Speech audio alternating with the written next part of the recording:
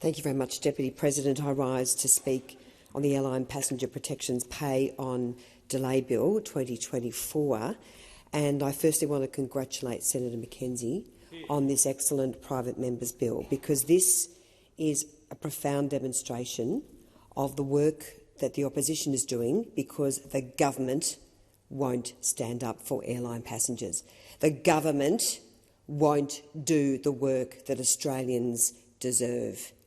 And this bill brings justice to airline passengers who have been systemically ripped off by airlines and, of course, particularly by Qantas. But there's a long and sordid history to this. It is pretty disgraceful when you consider the background, because it's pretty clear why the government won't support this bill, this excellent bill, which I'll discuss shortly. The government won't support this bill because the government has been doing dirty deals with Qantas. This is payday for Qantas. This is payday. This is payday for the hundreds of thousands of dollars that the government has delivered Qantas as a result of, in fact, it's probably more than that, it's probably many millions of dollars, as a result of blocking flights from Qatar and as a result of the dirty deal over the Voice, where Qantas delivered hundreds of thousands of dollars in free flights, flying campaigners around this country with no regard for the many, many Indigenous Australians who did not support the Voice, who did not support the overreach, who did not support a change in our constitution which profoundly divided Australia. So the Prime Minister, Anthony Albanese, has been more concerned about swanning around on the red carpet with Alan Joyce, pumping up his personal and political relationship, than in standing up for Australians. And frankly, Australians have had a gutful. They've had a gutful of the elites. They've had a gutful of the special deals. And as for Catherine King not saying to the Prime Minister, this is not appropriate. We've got to stand up for airline passengers. We've got to do the right thing. She hasn't had the courage to say to the Prime Minister, her factional ally, Prime Minister, we can't keep doing these dirty deals with Qantas. And we know that Catherine King is a weak infrastructure minister, and you only have to look at the budget last night. And you only have to look at what she's delivered for the people for Ballarat, her local electorate. Because shame on Catherine King. Going through the budget papers last night, looking at the local investments for the people of Ballarat, there was zero. There was zero. Regional Victorians have been betrayed by the Albanese government on Catherine King's watch. And for the third budget in a row, there is nothing of any note. Sorry, Senator. I ask that the senator refer to those in the other place by their appropriate titles, and I would also ask the senator not to reflect on those in the other place in a manner that is not parliamentary. Senator Henderson, just bear that in mind as you continue your contribution. Please go on. Thanks very much, President. I mean, that's a ridiculous point of order. Don't debate the point of order. Please continue the second round. Ms King, the member for Ballarat, has profoundly betrayed the people of Ballarat. Not one single new project, no investment, and no wonder she's so weak on this bill. No wonder she's betrayed airline passengers across this country. And I will not be silenced in standing up for Victorians. I will not be silenced in standing up for airline passengers, and I will not be silenced in commending the work of Senator McKenzie, who is saying enough is enough. Enough is enough. So thank you for firing me up, because I tell you what, I, as a regional Victorian, am disgusted.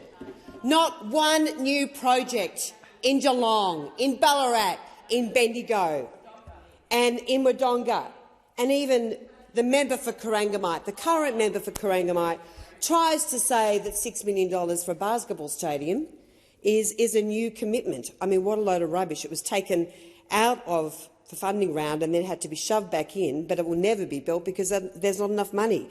So, frankly, when it comes to infrastructure, this government is a disgrace. And you contrast what we did under our government and you can all hang your heads in shame. The Airline Passenger Protections Pay on Delay bill is a great reflection of how we are standing up for Australians. For many Australians, plane travel is no longer a luxury. It is a necessity, with hundreds of thousands of people travelling across Australia every day for medical appointments, business trips, for leisure, and often under very dire circumstances, with the loss of loved ones, attending funerals. So when you purchase a plane ticket and you expect to leave on time and arrive on time, and often there are very serious consequences if you don't, airlines need to be held to account, as they are in so many other parts of the world. And it's getting worse.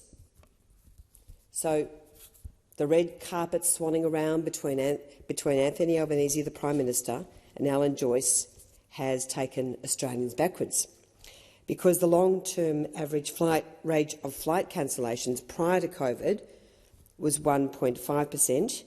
In January 2024, passengers endured 3.1% of flights cancelled, and the long-term average rate of cancellations has blown out to 2.2%. And what a disgrace. What a disgrace, the ghost flights. The ACCC has now had to step in and fine Qantas. And we're not just talking about a slap on the wrist, an $80 million fine for grossly misleading Australians, $20 million in compensation. What a disgrace. And what does it say about the values and the ethics of this company?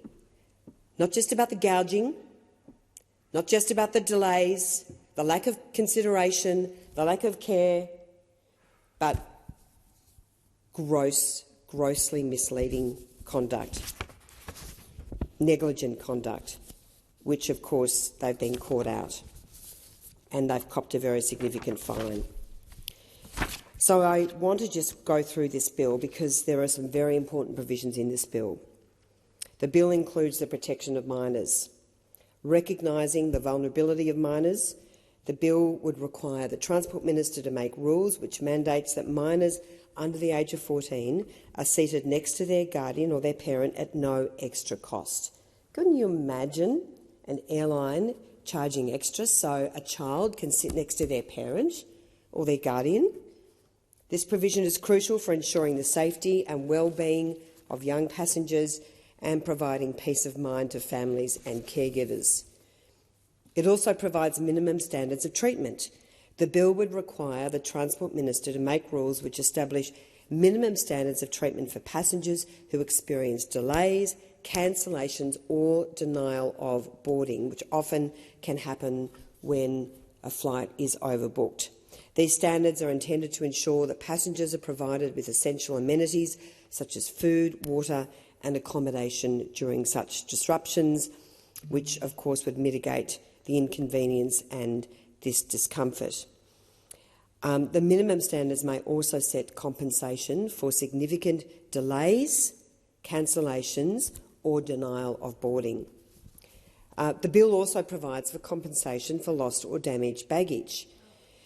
So this would require the Minister to make rules which introduce provisions for passengers to seek compensation. It is absolutely unacceptable for passengers to suffer severe financial losses due to mishandling of their baggage, and so this bill establishes a framework to seek compensation for the loss or damage of their baggage, and of course holding airlines to account for property entrusted to their care. There are also obligations for refunds to be provided in a timely manner, so no kicking the can down the road. In the case of tarmac delays over 3 hours, the bill requires rules for carriers including the obligation to provide timely information and assistance to passengers, as well as the minimum standards of treatment of passengers that the carrier is required to meet. This closes any loophole that a carrier can board a flight to avoid penalties, knowing that the aircraft cannot depart within a specified time. The carrier will also be required to provide timely information in language which is simple, clear and concise. This includes any information regarding recourse against the carrier under the carrier's obligations. There's also in the bill a requirement to establish an airline code of conduct in direct response to the ongoing concerns by the ACCC and other consumer advocacy groups regarding the carrier's pricing strategies, which is inconsistent fare types and the experience of third-party purchasers of airfares. So the purpose of the code is to ensure the fair and proper treatment of passengers and that passengers reach their intended destination as booked. So this bill provides some very, very important provisions. And under the code that I just mentioned, it will also ensure transparency in pricing by ensuring that a consistent definition of a ticket of carriage and the terms and conditions of carriage, preventing hidden fees and charges, and ensuring consumers are fully informed at the point of purchase. And I think we've all had the experience where we've gone on and tried to book an airline ticket thinking it's a certain price, only to find that we are pushed into a certain direction on the website, required to take on extra packages or elements of the ticket, only to find that the ticket price increases very substantially. So this is a bill, Acting Deputy President, which addresses the poor performance of the aviation sector, which has a very significant flow-on impact for the Australian economy. Because I think it's fair to say that Australians are sick of being gouged by the airlines due to a lack of competition. Australians are sick of being taken for granted. Australians are sick of sitting on the tarmac or in a terminal in distress because they can't get to where they need to go, with no accountability by the airline. And I really have to say, in putting this bill forward and hoping that the government will have a change of heart, I really feel for the hard-working flight attendants and pilots and ground staff of Qantas and Virgin, because they often cop the brunt of passenger grief, and they are doing their very best. So we salute those workers because they are working extremely hard, often under very difficult circumstances. And why should employees of Qantas or Virgin have to cop the grief from passengers because Qantas doesn't do the right thing or Virgin doesn't do the right thing? But let's get to the chase here, because the government doesn't do the right thing, because the Prime Minister is more concerned about swanning around on the red carpet with Alan Joyce, squandering millions of dollars on The Voice. Let's not forget, for the first 18 months of this parliament, all we spoke about was The Voice. The Prime Minister had no regard for the cost of living pressures that Australians are facing, absolutely no regard.